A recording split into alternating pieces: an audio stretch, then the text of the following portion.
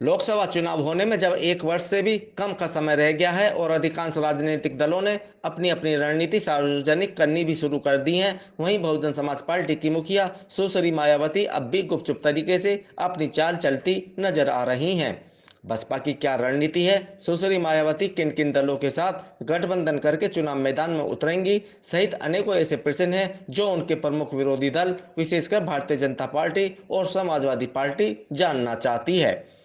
यह बात आप भी अच्छी तरह जानते हैं कि मायावती की यही खूबी है कि वे समय समय पर चौंकाने वाले निर्णय लेती हैं। एक समय ऐसा भी था जब मायावती लोकसभा चुनाव संपन्न होने से पूर्व ही, यानी एक दो साल पहले ही अपने लोकसभा प्रत्याशी घोषित कर दिया करती थीं। लेकिन परिस्थिति बदली तो मायावती ने भी अपनी रणनीति बदलनी शुरू कर दी।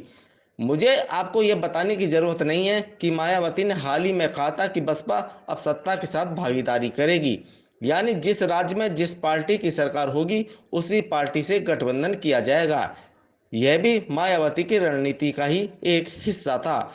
दरअसल मायावती अभी अपने पत्ते खोलने को राजी नहीं है और मायावती की यही रणनीति उनके विरोधियों के पेट में दर्द पैदा कर रही है।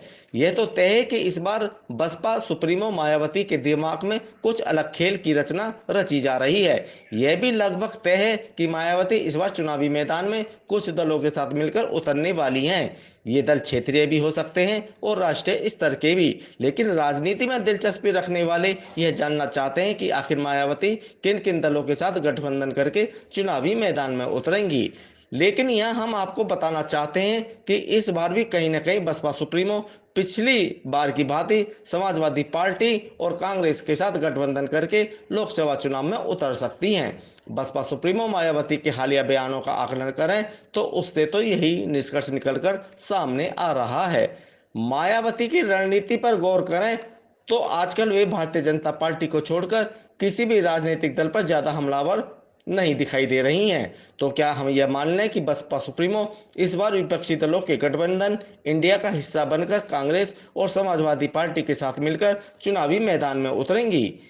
क्योंकि भाजपा को छोड़ दें तो आम आदमी पार्टी, कांग्रेस, जनता दल यू सहित कई ऐसे दल हैं जो भारत के विभिन्न राज्यों में सत्तासीन हैं। अब मायावती के सत्ता में भागीदारी वाले बयान का आकलन करें तो उससे तो यही लगता है कि मायावती इंडिया यानी विपक्षी दलों के गठबंधन के साथ जा रही हैं। वैसे मायावती इंडिया के साथ जा भी सकती हैं, क्योंकि हाल ही में जब कई चैनलों के सर्वे सामने आए तो अधिकांश में प्रधानमंत्री पद के लिए आम लोगों की पहली पसंद राहुल गांधी थे। राहुल गांधी ने जब से भारत जोड़ो पदयात्रा की है तब से उनकी लोकप्रियता का ग्राफ भी तेजी से बढ़ा है। इसके मायने ये हैं कि कहीं ना कहीं कांग्रेस के प्रति आम जनता का रुझान बढ़ा है। आम जनता भी अच्छी तरह जानती है कि भारतीय जनता पार्टी को अगर कोई दल टक्कर राष्ट्रीय स्तर पर दे सकता है तो वह कांग्रेस ही है। ऐसे में भाजपा सरकार से त्रस्त मतदाताओं का एक बड़ा तबका कांग्रेस की तरफ झुक जाए तो इसमें कोई आश्चर्य हमें नहीं होना चाहिए। यह बात मायावती भी जानती हैं, इसलिए वे फूंक फूंक कर कदम रख रही हैं। मायावती गठबंधन करने के प्रति गंभीर हैं। इसका अंदाजा भी इसी बात से लगाया जा सकता है कि जो पार्टी महीनों या कहें एक दो साल पहले ही अपने उम्मीदवारों का ऐलान कर देती हो, वह इस बार अपने पत्ते खोलने को राजी नहीं है। जैसा कि आप सभी जानते हैं कि पिछले वर्ष हुए विधानसभा और इस वर्ष हुए नगर निकाय चुनाव में भी बसपा को कोई उल्लेखनीय सफलता हासिल नहीं हुई थी। राजनीतिक विद्वान भी मानने लगे हैं कि अब बसपा का अस्तित्व धीरे धीरे खत्म होता जा रहा है। ऐसे में मायावती के सामने अपना अस्तित्व बनाए रखने की सबसे बड़ी चुनौती भी है। मायावती अच्छी तरह जानती हैं कि वर्ष 2019 में हुए लोकसभा चुनाव में समाजवादी पार्टी के साथ गठबंधन करके उनकी पार्टी के 10 लोग लोकसभा पहुंचने में कामयाब हुए थे। हार दर हार के कारण बहुजन समाज पार्टी के कार्यकर्ताओं में हताशा की स्थिति पैदा हो रही है और यही कारण है कि दलित मतदाता भी उससे छिटक कर अन्य दलों विशेषकर भारतीय जनता पार्टी की तरफ आकर्षित हो रहे हैं।